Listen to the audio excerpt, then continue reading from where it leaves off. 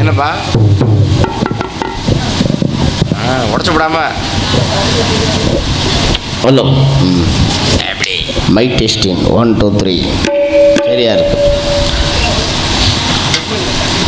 அங்கேயா நான் வந்தோன்னே வரவும் பயமாக இருக்குல்ல. இதோ ஒரு காணக்குரல், அருமையான காணம். ஆனால் எல்லாம் படுத்து தூங்கிக்கிட்டே காணும் பாதி பேரை. இருந்தாலும் ஒரு காணம் போனாலும் எந்திரிச்சு உட்காருங்க, எந்திரிச்சு உட்காரு தம்பி, எந்திரிச்சு உட்காரு. நம்ம அன்பு வாசிக்கிறாப்புல இப்படி படுத்துருந்தா நல்லா இருக்குமா? அப்புறம் அன்புக்கு படுத்துக்காதா? எந்திரிச்சு என்னடா ஐயா 4 குரூப்பு 4 பேருமே படுத்துட்டாங்களே. 4 1 5 பேர் ஒருத்தன் வர்றான். வாடா வர்றான். இதுதான் பார்த்தா பசுமா கட்டழகு மேனிய பார் பொட்டும் பூவுமா, ஈட்டி கட்டையிலே படுத்து விட்டா காசுக்காகுமா. கட்டழகு மேனியை பார் பொட்டும் பூவுமா, ஈட்டி கட்டையிலே படுத்து விட்டா காசுக்காகுமா. வட்டமிடும் காலைய பார் மாட்ட சாட்டமா, வட்டமிடும் காலையை பார் மாட்ட சாட்டமா. விழுந்து விட்டா உடம்பு இந்த ஆட்டம் போடுமா.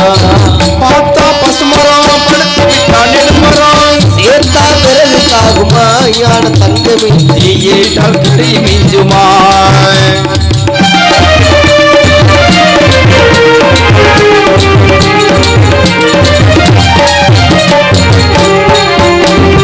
அறுவடையே முடிக்கும் முன்னே விதைக்கலாகுமா. ஆண்டவனே உண்டடைப்பில் இத்தனை வேசமா. அறுவடையை முடிக்கும் முன்னே விதைக்கலாகுமா. அட ஆண்டவனே உன் படைப்பில் இத்தனை வீசமா. 10 புள்ள பெத்த பின்னும் 8 மாசமா. 10 புள்ளை பெத்த பின்னும் 8 மாசமா. இந்த பாவி மகளுக்கு எந்த நாடு கற்ப வேசமா. பார்த்தா பசுமரம் படுத்து விட்டா நெடுமரம், சேர்த்தா பிறகு காகுமா. ஞான தங்கமே ஏட்டால் கரை மிஞ்சுமா.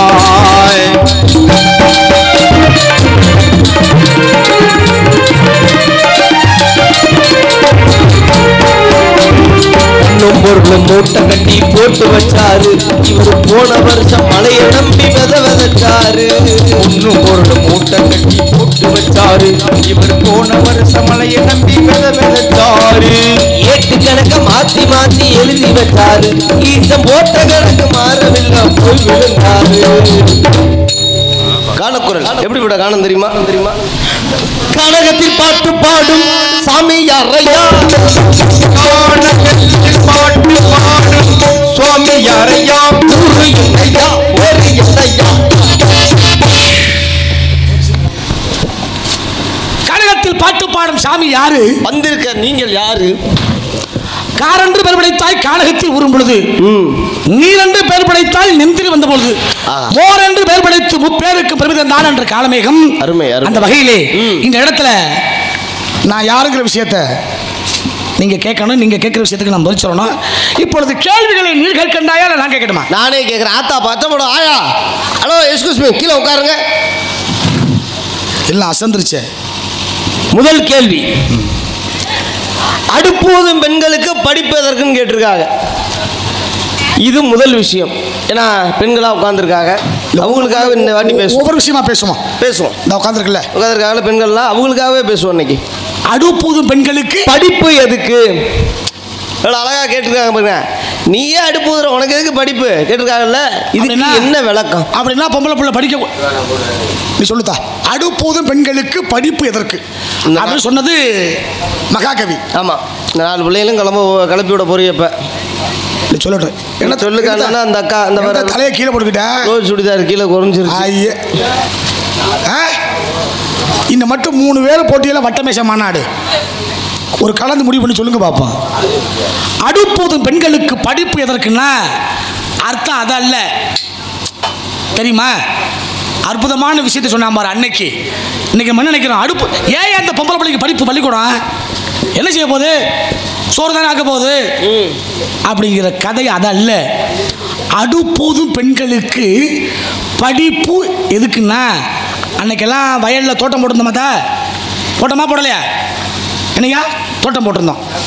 அதில் வெங்காயம் போட்டோம், தக்காளி போட்டோம், எல்லாமே போட்டோமா. அதோட பூச்செடியும் வச்சுருந்தோம்.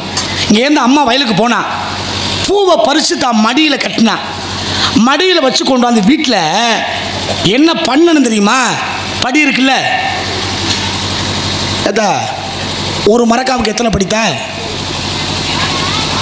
நீ என்ன பின்னாடி திரும்பி பார்க்குற? ஒன்னே தான் கேட்குறேன். உனக்கு ஒரு ஆசை நம்மளை கேட்கல, பின்னாடி கேட்கலாம். சொல்லு, ஒரு படிக்கு ஒரு மரக்காவுக்கு எத்தனை படி? ஒரு மரக்கானா முதல்ல என்ன? 4வது படியா? ஏரியா பொறுத்து. இப்போ எங்கள் ஊரில் 4 படி, இங்கிட்ட 4.5 படி. சத்தமாக சொல்லுங்க. நீங்களாம் கலகலன்னு இருந்தீங்கன்னா தானே பேசுகிற உற்சாகம் வரும் எங்களுக்கு. ஒரு மரம் 4.5 படி. ஆமாம், அப்படி வீட்டில் கொண்டு வந்து என்ன பண்ணணும்? இந்த படியில் பூவை அளந்து ஒரு படி பூவு இல்லை 1.5 படி பூவை அளந்து அம்மா உட்காந்து கட்டுவா. அப்படி கட்டி ஏன் இப்போ வெடி போட்டுருக்கியே? வெடியெல்லாம் இப்போ போடக்கூடாதுப்பா. இப்படி வெடி போட்டிங்கன்னா நாங்கள் பேசுறது புரியாது. இல்லை வெடியை நிப்பாட்டுட்டு அதுக்கப்புறம் பேசிக்கோ. இதை நிப்பாட்டவும் முடியாது. இந்த வெடியை நிப்பாட்ட முடியுமா? முடியட்டும்பா. என்ன பேசினாலும் வளவளான்னு தான் பேசுவேன். வேறு வழி. சொல்கிற செய்தி உங்களுக்கு வந்து கேட்காது. ஐயா சும்மா பேசுங்கன்னா நாங்கள் என்ன சொல்கிறோம்னு புரியுமா உங்களுக்கு? படியில் பூவை அளந்து பூவை கட்டி தலையில் வச்சுருப்பா அம்மா. அன்றைக்கெல்லாம் எங்கே சோறாக்கணும்? வெளியில் அடுப்பு போட்டோம். நீங்கள் தானே சோறாக்கணும்? வெளியில் அடுப்பு போட்டு விறகை பற்ற வச்சு மண்மல்ல சோறாக்குற பொழுது அடுப்பு அணைஞ்சு போனால் எடுத்து ஊதாங்கோலை வச்சு அப்படி ஊதுற பொழுது அதில் உள்ள நெருப்பு பறந்து அவள் தலையில் வச்ச பூவில் பட்டுச்சுன்னா அந்த குடும்பத்துக்கு அபசகனம். படக்கூடாது, பட்ட அபசகனம் அப்படிங்கிறதுக்காக சொல்லப்பட்ட பழமொழி. எப்படி? அடுப்போதும் பெண்களுக்கு படியில் அளந்து கட்டிய பூ எதற்கு? அடுப்போதும் பெண்களுக்கு படிப்பு எதற்கு? இப்படி சொன்ன விஷயம் இந்த பழமொழி. அதனால அதை வேற மாதிரி எடுத்துக்கிட்டேன். விஷயமெல்லாம் நிறைய இருக்கு. ஒன்னொன்னு பிரிக்கிற பொழுதுதான் அந்த பொருளுக்கு என்ன விஷயங்கிறத நம்மளால அறிஞ்சு கொள்ள முடியும். அதைத்தான் சொன்ன அடுப்போதும் பெண்களுக்கு படிப்பு எதற்கு? முதல் கேள்வி. அடுத்த கேள்வி. 2வது விஷயம், ஒரு பொண்ணு பார்க்க போற இடத்துல பொண்ணை பார்த்தாச்சு. பொண்ணை பார்த்த உடனே பாருங்க, முதல்ல பொண்ணை என்ன பண்ணுவாங்கன்னா குத்து விளக்கு ஏற்ற சொல்லுவாங்க. ஆமாம், இந்த குத்து விளக்கு எதுக்காக பொண்ணை பார்த்த உடனே ஏற்ற சொல்றாங்க? இதுக்காக நீ சொல்லுத்த. இந்த 3 வேலை யாராவது என்னையா கீழே நான் அதான் சொல்லிட்டேன். அது 4 பேரையும் கலைப்பு விட போறீங்க. இப்போ நீங்கள் நாடகம் பார்த்துக்க போக முடியாது. ஆமாம், இது இந்த இடத்த விட்டு நீங்கள் எந்திரிக்க முடியாது. ஏன்? இருட்டுக்குள்ள எங்கிட்டு போகிறது? வீட்டுக்கு போக முடியாது. பத்தியால இந்த ஆயா வந்துருச்சு. அது கண்டிப்பாக சொல்லணும்னு நினைக்கிறேன். ஆத்தா பச்சை புடவை பார்த்தா உட்காராத்தா. நீங்கள் உட்காந்துருந்ததெல்லாம் எங்கிட்ட ஆளை காண. உட்காந்துருந்ததெல்லாம் ஆளை காணுமே.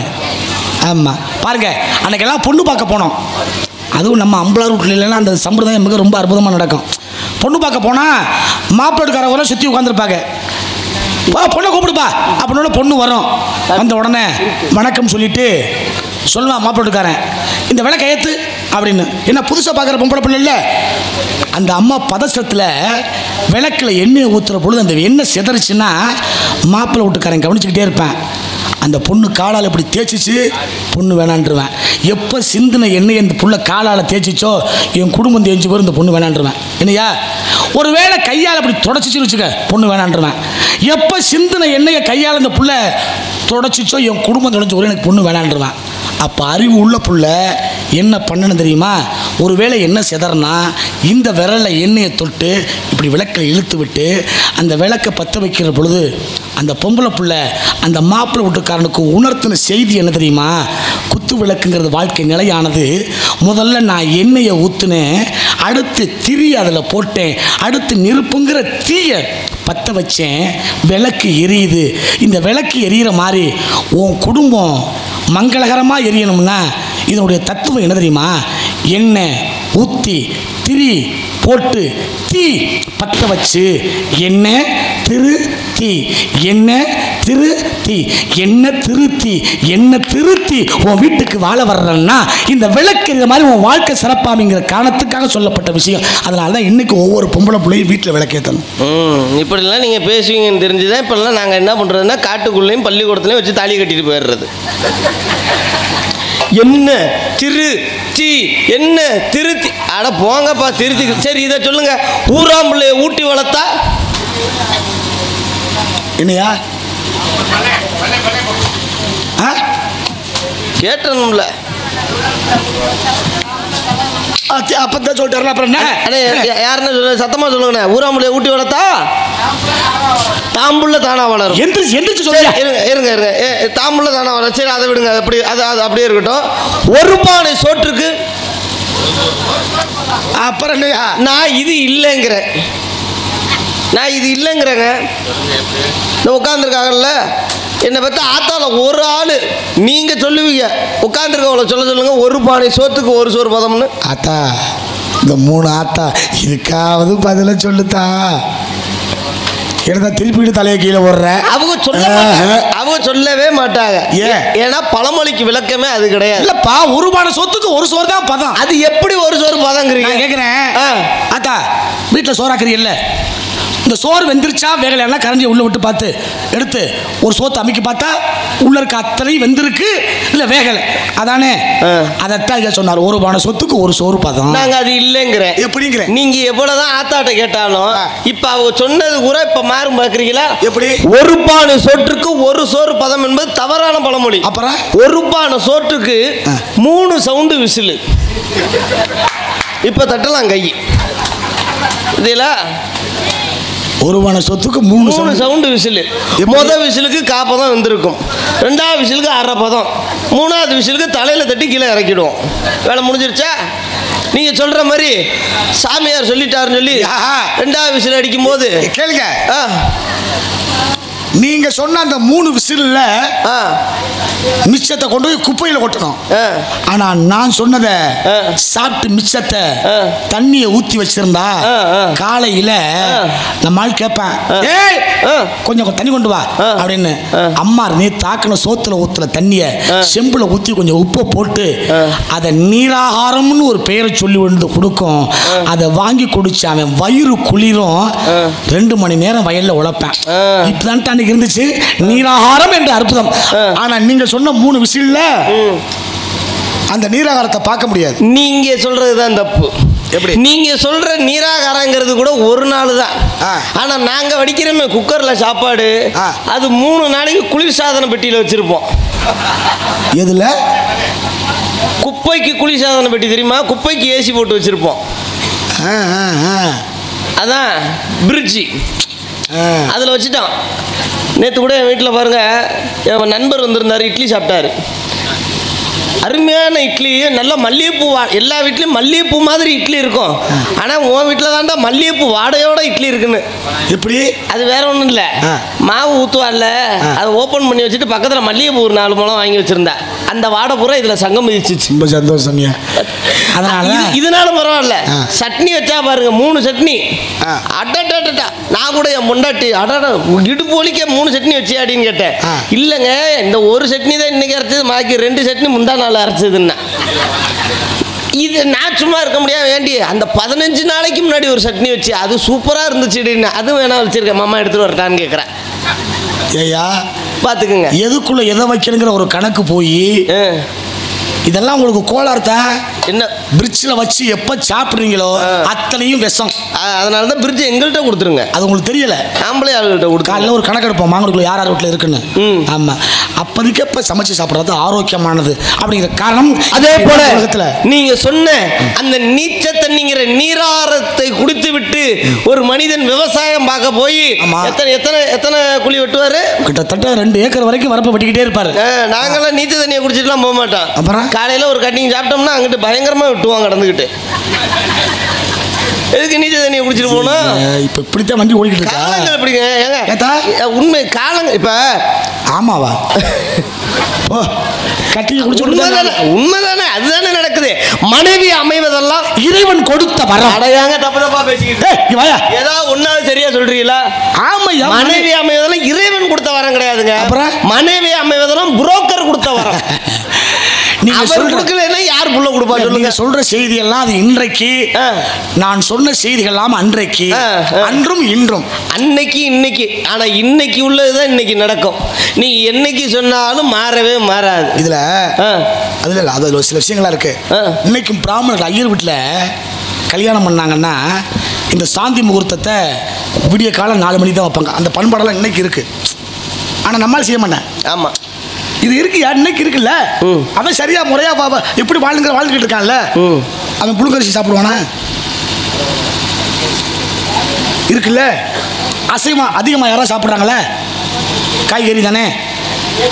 அப்புறம் சில பேர் சாப்பிட்றாங்க, அதல்ல, அவங்களுடைய வழிமுறையில் அவங்க சரியாக இருக்காங்கல்ல. ஆமாம். இன்றைக்கும் புதுக்கோட்டை மாவட்டம் எங்கள் ஊருக்கு பக்கத்தில் ஒரு ஊருக்கு மெய்வெளி சாலைன்னு ஒரு ஊர் போனால் பாருங்கள், அந்த ஊரில் இன்னும் கரண்ட் கிடையாது. 2000 வீடு இருக்குயா, தனி ஊரே இருக்குது. மெய்வெளி சாலைக்கு பேர். இந்த ஊர்மை காட்டியிருப்பாங்கல்ல அவங்க ஊரில் இன்றைக்கும் கரண்ட் கிடையாது. கேஸ் அடுப்பு கிடையாது, பிரிட்ஜ் கிடையாதுயா, ஏசி கிடையாதுயா, சுத்துற மின் விசிறி கிடையாதுயா. வாழ்ந்துக்கிட்டு இருக்கா 2000 குடும்பம். போய் பாருங்க. அப்புறம் வாழாமல் இருக்கேன், செத்தா நம்ம புதைப்போம், அவன் புதைக்க மாட்டான், அப்படியே வச்சிருப்பான். தெய்வம் அவனுக்கு சரியா நிக்குதுங்க. ஏன்? அவன் ஒழுக்கத்தோடு கடைபிடித்து வாழக்கூடிய நேர்மையான விஷயம் இப்படி. அதனால தான் அன்று இன்றும் இடத்திற்கு நீங்க வந்திருக்கீங்கன்னா உங்க பேர் என்ன? இங்கே என்னுடைய பேர் நாரத மகரிஷி. நாரதரா? ஆமா. அடடா, உங்களை பற்றி நிறைய கேள்வி எல்லாம் பட்டிருக்கேன். சரி, இந்த சிவபெருமா குடும்பத்தை கெடுத்தாலும் நீங்க தான். நான் யார் குடும்பத்தை கெடுக்கிறேன் சாமி? யார் குடும்பத்தை நான் கெடுப்பதில்லை. அப்படிலாம் சொல்லாதீங்க. அப்புறம் இன்னைக்கு நாரத தான் பல குடும்பத்தை கெடுக்கிறது. எப்படி? இப்ப நான் கேட்கிறேன், ஒரு பழத்தை கொண்டு போனீங்கல்ல, ஆமா, அந்த பழத்தை கொண்டு போய் கொடுத்து சிவபெருமா குடும்பத்தில் கொடுத்தது யாரு? நான் தான் கொடுத்தேன். நீங்க தானே கொடுத்தீங்க. இவ்வளவு நேரம் பேசுனது மக்களுக்காக. சரி, இப்ப பேசுறது புராணமாவே பேசுவோம். பேசு.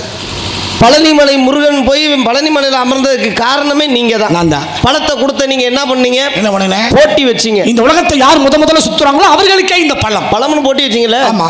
உலகத்தை முதல்ல சுத்துனது யாரு? முருகன் மயில சுத்தினாரு, விநாயகர் பெருமான் தாய் தந்தையை சுத்தினாரு. பாத்தீங்களா, அம்மா அப்பா சுற்றி பழத்தை வாங்கிட்டாரு முருக பெருமான். ஆமா. விநாயகர் பெருமான். ஆமா. உலகம் தான் அம்மா அப்பான்னு சொல்லி உலகத்தையே சுற்றி. ஆமா, எதுல முருக பெருமான் சுத்த போனார்? மயில் ஏறி மயில்ல போனார்ல. ஆமா. முருக மயில்ல போய் சுத்தினாருன்னு நீங்க சொல்றீங்களா? ஆமா. இது உண்மையா? உண்மைதான். பொய். ஏன் கிடையாது? எப்படிங்கிற?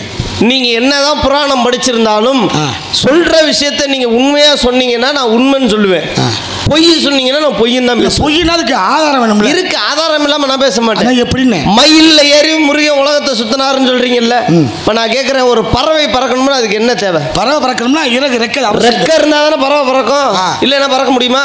முருகன் மயில்ல ஏறி சுத்தினாரு, மயில் நிக்குது, முருகன் ஏறி உட்கார்றாரு, 2 பக்கத்து காலை தொங்க போட்டு உட்கார்ந்து இருப்பாரு, இந்த ரெக்க 2 அமிங்கிட்டு கிடக்கும். சரி, அப்புறம் எப்படி மயில் உலகத்தை சுத்தி இருக்கும்?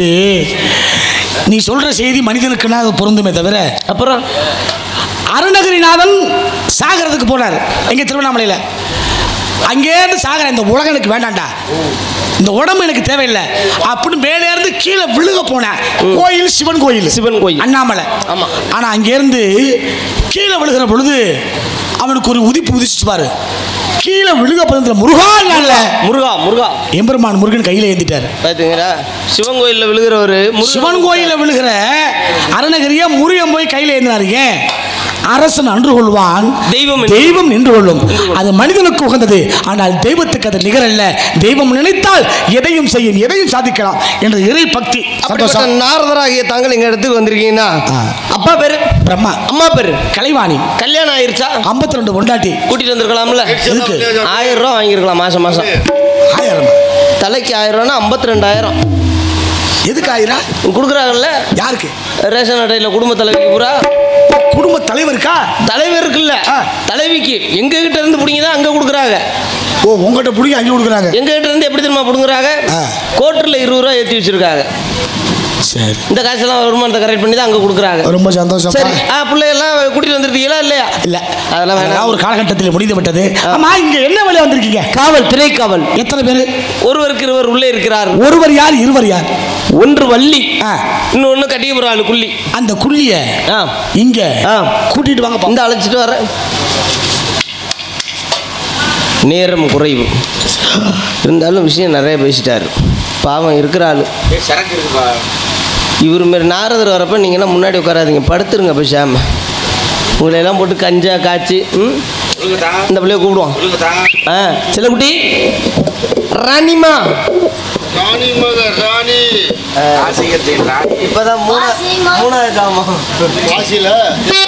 மாசி மாசத்துல கல்யாணம்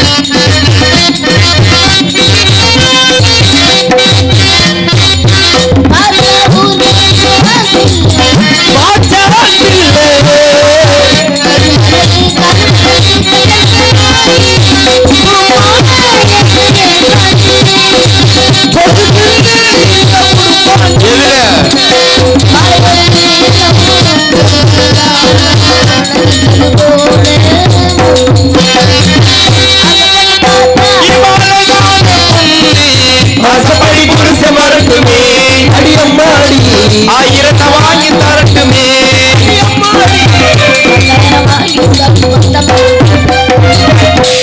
ஆமா கேட்டீங்களா இல்லையா?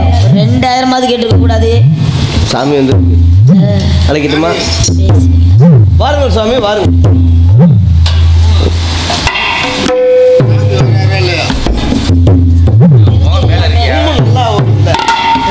சாமி இவர்தான்.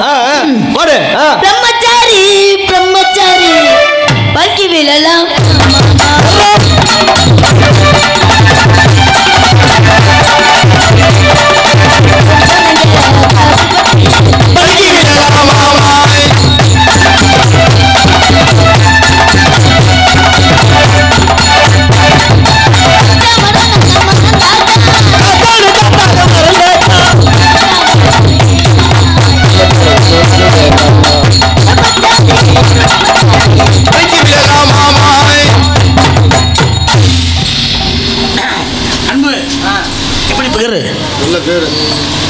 உனக்கு கட்டி சொல்லட்டுமா? சொல்லி பாடுறா, உண்மையை சொல்லு.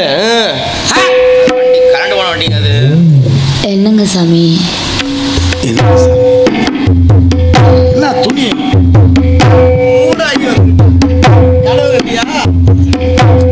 கனவு கண்டு இன்னும் புரோஜனம். பக்கத்து விடுதேன். இந்த புள்ள இருக்கிறது 30ல இருக்கேன். நான் 33ல இருக்கேன். 3ல இருக்கேன், நான் 30ல இருக்கேன். இடையில 2 தான். அவர் 3ல இருக்காது, நான் 30ல இருக்கேன். ரொம்ப சந்தோஷம். ஆமா, ஆடி பாடி வரவேற்பது எங்க குல பண்புங்க.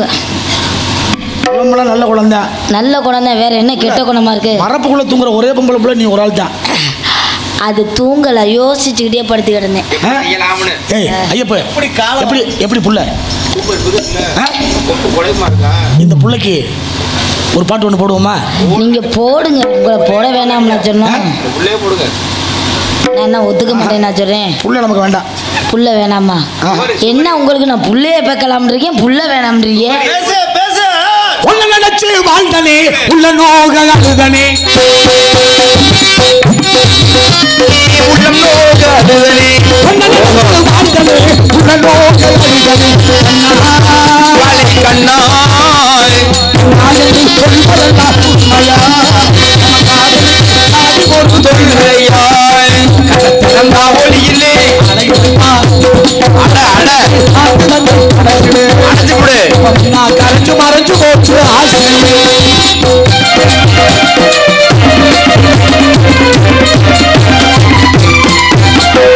ஊருக்கெல்லாம் கேட்கவா இந்த பாட்டை பாடுறேன்.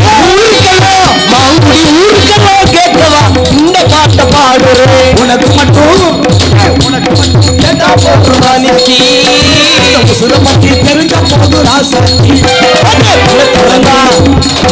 உலகே உனக்குத்தான், உசுரே உனக்குத்தான், உன்னைக்கும் என்னைக்கும் உலகம் தண்ணிக்கும் மீனுக்கும் உன்னோடு மட்டுமே வாழணும், இல்லையே மண்ணோடு போய் நான் சேருவேன். இப்படி இப்பதான் ஒரு தெரிஞ்சிருக்கு. அடுத்த காவல், அடுத்த வேட்டு போடுறவர் இந்த அழைச்சிட்டு வர அண்ணே. வான வேடிக்கை போறேண்ணே, வானே. அவர் என்னை கற்பழிப்பாருன்னு பார்த்தேன். அவர் தான் வேட்டுவர். வேட்டுவர் தூங்க மாட்டார் போல இருக்கு. அப்ப அந்த வான வேடிக்கை போடுறவர் அண்ணே முறிய வரும்போது போடலாம்ண்ணே. பசங்களா? பசங்க போட்டுங்களா? பசங்க தான் போட்டுக்கிட்டு. சரி தங்கச்சி, வெடி வெடி முடியணும். வெடி முடியட்டுமா? சரி ஓகே.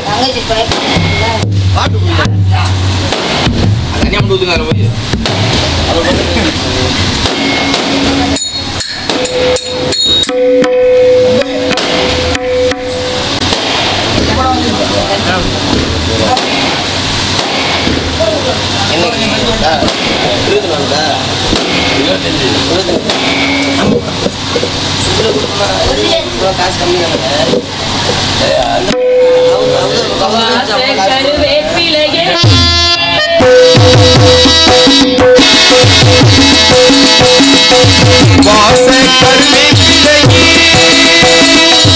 மாவின் மல்லிகையே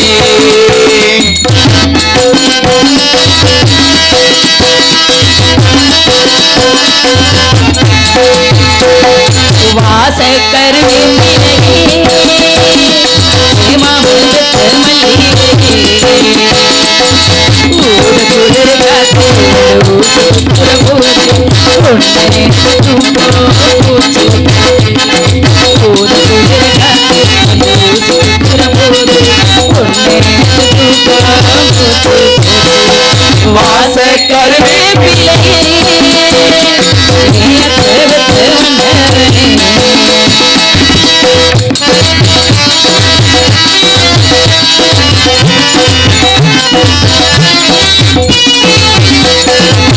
நிலவு சேல கட்டி நடக்குது பெண்ணா உலக அதிசயத்தில் இப்படி ஒன்னா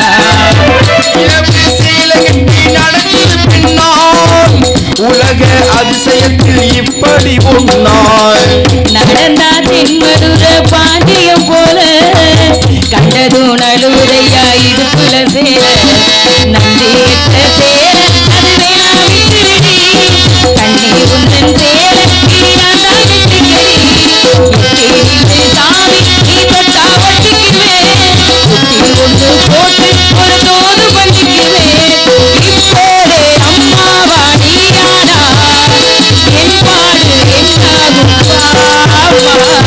வாச கருவேப்பிலையே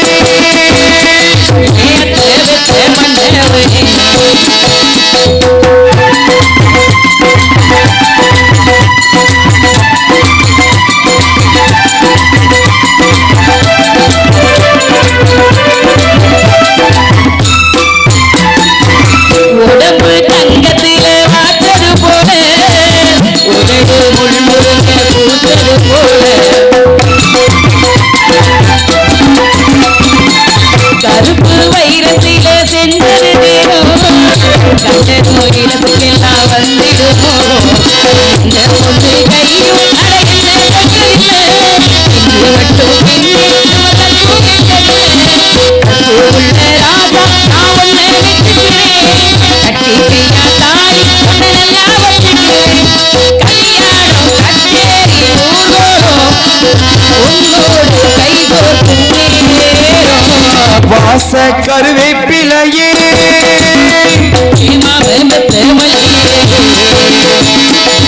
ஊத குளிர் காத்து அலூசி குத்துற போது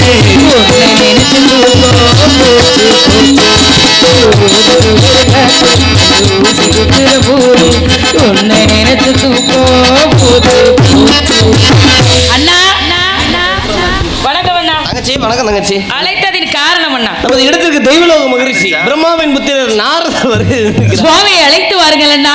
இதை அழைத்து வருகிறேன். எதை வச்சு அடிக்கணும்? சாமி குறிப்பிட்ட கையிலே எடுத்திருக்கு வணங்குகின்றேன் சுவாமி. வந்தாரை பாமாலை பாடி வரவேற்பது எங்களது பாரம்பரியமாகிறார்.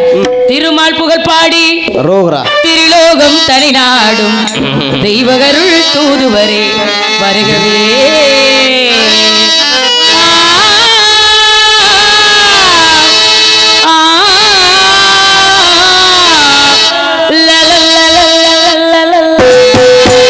திருமால் புகழ் பாடி திருலோகம் தனிநாடும் தெய்வகருள் தூதுவரே வருகவே. உங்கள் திருவடிகள் சரணமாசி தருகவே. திருவடிகள் சரணமாசி தருகவே.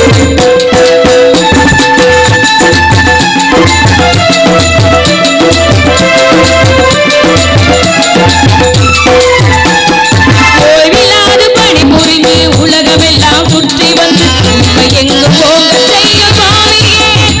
தினமுலைக்கு முயல் உத்தமரே வருகவே.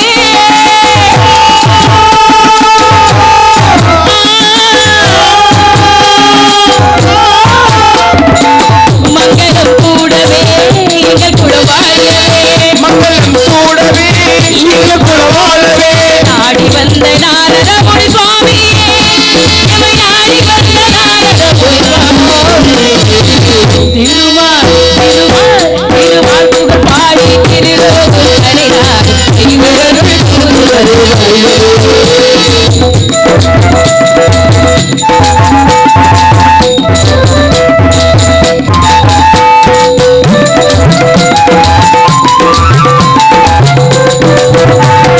குறிஞ்சி திணை சோலையிலே குமரனருள்